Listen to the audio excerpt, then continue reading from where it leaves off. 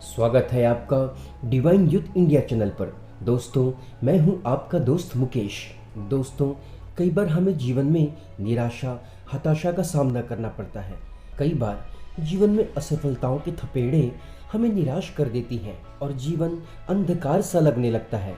यदि आपके भी जीवन में ऐसी निराशा है तो आइए एक ऐसी कहानी सुनते हैं जो आपके मन को, आत्मा को जोश, आत्मविश्वास, उत्साह और प्रेरणा से भर देगी। दोस्तों, ये कहानी है एक ऐसे उद्योगपति की जिनके कारखाने में बनी गृह उपयोगी तांबे, पीतल, एल्युमिनियम आदि की बर्तनों ने देश भर में और विदेश भर में लोकप्रियता और साख कमाई है। इनके कारखाने में बने वाद्य यंत्र, घुंघरू, झांझ की मधुर ध्वनियां और उसकी लोकप्रियता पूरे विश्व भर में विख्यात है। साथ ही एल्युमिनियम, तांबे से बनाई गई मनभावन आकार के सुंदर बनावट और मजबूती देश विदेश में विख्यात अद्भुत कलाकृति के बर्तन और बेशकीमती सजावटी सामान इस उद्योग की पहचान है। लेकिन मित्रों, बाबाजी तारकर शुरू से ही उद्योगपति नहीं थे, ना ही उनके पिता की कोई जागीर थी। सच तो ये है कि वे एक अनाथ थे। तो आइए सुनते हैं वो कहानी कि कैसे एक गरीब अनाथ बालक ने एक महान समाज सेवी, देशभक्त उद्योगपति बनने का सफर तय किया। मित्रों, ये बात है सन 1878 की। मुंबई की सड़कों पर एक 12 वर्ष का लड़का सर पर टोकरी लिए 5-6 तरबूज लेकर फेरी लगा रहा था। वह बार बार अनभ्यस्त स्वर में आवाज लगाता जाता, तरबूज ले लो, तरबूज ले लो। उसके स्वर से पता चलता कि वह इस धंधे में नया नया आया है। बार बार उसका गला सूखता जा रहा था। चलने के कारण पांव दुख रहे थे और जोर जोर से आवाज लगाने के कारण गला भर्रा रहा था। इन शारीरिक कष्टों को वह मानसिक सुख के सहारे झेलता जा रहा था कि वह अपना पेट भरेगा तो किसी से मांग कर नहीं भरेगा, चोरी करके नहीं भरेगा, वह मेहनत की कमाई खाएगा। उस लड़के की उम्र कोई कमाने की नहीं थी, खेलने की थी और पढ़ने की थी। लेकिन परिस्थितियां उसे मुंबई के सड़कों पर भटका रही थी। दोस्तों, वो मुंबई का नहीं था। इस महानगर में लाखों लोग बसते थे, पर उसे कोई आश्रय देने वाला नहीं था। वह एक छोटे से कस्बे विजय दुर्ग का रहने वाला था। वह 11 वर्ष का ही था कि उसके पिता की मृत्यु हो चुकी थी। माँ पहले ही गुजर चुकी थी। उसके बड़े भाई मुंबई के एक गुजराती छापे खाने में कंपोजिटर थे। वह उनके पास आ गया रोजगार की तलाश में। बड़ा भाई जिस छापे कारखाने में काम करता था, उसे उस कारखाने में नौकर की नौकरी दिलवा दी, सिर्फ 2.5 रुपए महीने, जिसमें वह 2 वक्त के लिए सिर्फ अपना पेट ही भर पाता था। बड़े भाई का अंतिम संस्कार करने के बाद उसके पास केवल 1 रुपया ही बचा था। अब वो क्या करे क्या ना करे, बस यही सोचने लगा।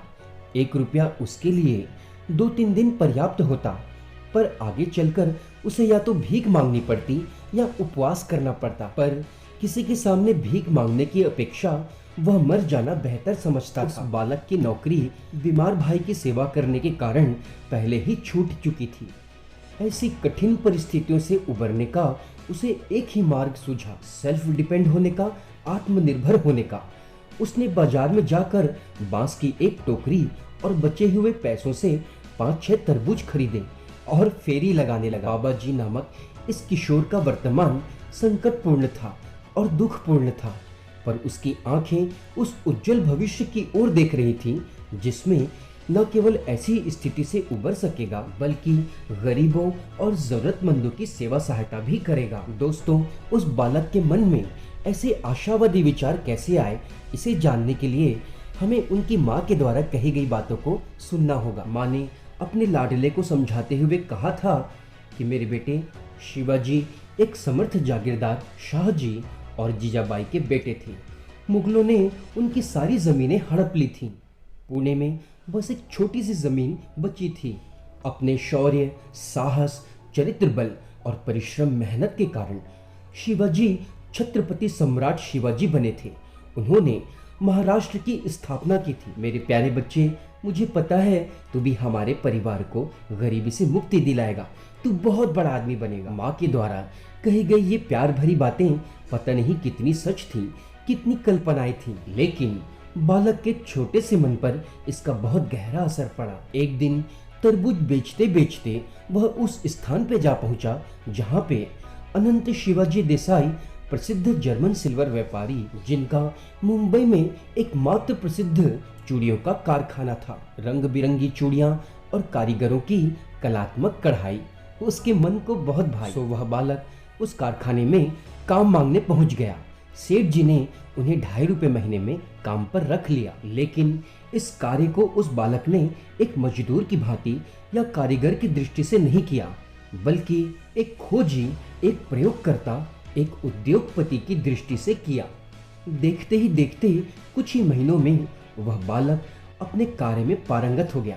इतनी कुशलता से चूड़ियां और उसके वेलबूटे बनाने लगा कि सेठ जी भी आश्चर्य करने लगे। उसकी कार्यकुशलता और दक्षता को देखकर पास के ही एक सेठ जी, चुन्नीलाल हरकिशन दास कसारा ने अपने बर्तन के कारखाने में उन्हें नौकरी के लिए बुला लिया। यहाँ भी उस बालक की हस्त कौशल, सौंदर्य प्रियता, सूझबूझ रंग लाई। इधर उसकी योग्यता भी बढ़ती गई और वेतन भी बढ़ने लगा। साथ ही उसके व्यक्तित्व में जो चरित्र की विशेषता थी वह बड़ी ही अद्भुत थी।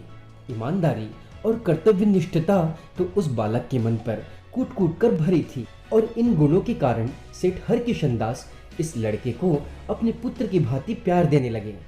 इनके संबंध जो कभी एक कारीगर और सेठ के रूप में थे, वे अब पिता और पुत्र के जैसे होने लगे और अनाथ बालक बाबाजी उन सेठ को अपने पिता की भांति ही श्रद्धा और सम्मान देने लगे। अब सेठ किशन दास जी ने एक पिता की भांति बाबाजी तारकर का विवाह भी कराया। शादी विवाह के सारे खर्चे उन्होंने स्वयं वहन किए और एक छोटा सा कारखाना खोलने में बाबाजी तारकर की भरपूर सहायता दी।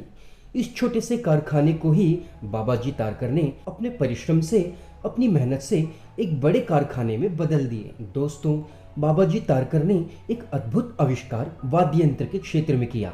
उन्होंने घंटों मेहनत और प्रयास से झांझ की बड़ी मधुर ध्वनि निकाली। घंटों बैठकर हरि नाम भजन किया करते और झांझ की मधुर ध्वनि से घुंघरू की ध्वनि निकाला करते। घुंघरू की ध्वनि और नए वाद्य यंत्र बनाने का प्रयास करते। महीनों के अथक परिश्रम से वे झांझ के कर्कश स्वरों से नुपुर की मधुर सी ध्वनि निकालने में सफल हुए और आखिर में एक दिन वे ऐसे झांझ और मधुर घुंघरू की ध्वनि निकालने में सफल हो गए जो अपनी झनकार और मधुरता से सबका मन लुभा रही थी। उनके द्वारा बनाए गए वाद्य यंत्रों की मांग देश और विदेश में बढ़ने लगी। अब वे एक अरबपति के रूप में समाज में जाने जाने लगे।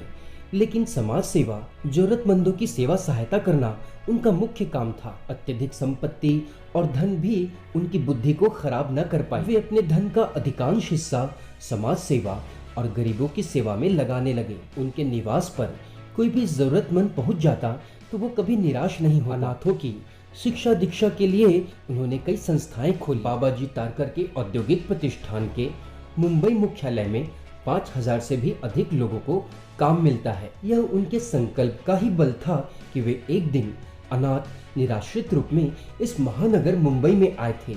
लेकिन आज 5000 से भी अधिक लोगों को उनके द्वारा रोजगार दिया जाता है। दोस्तों, बाबाजी तारकर जैसे सफल लोगों का जीवन हमारे देश की युवा पीढ़ी के लिए अत्यंत ही प्रेरणादायक है। दोस्तों, हमें उम्मीद है यह मोटिवेशनल स्टोरी आपको पसंद आई होगी।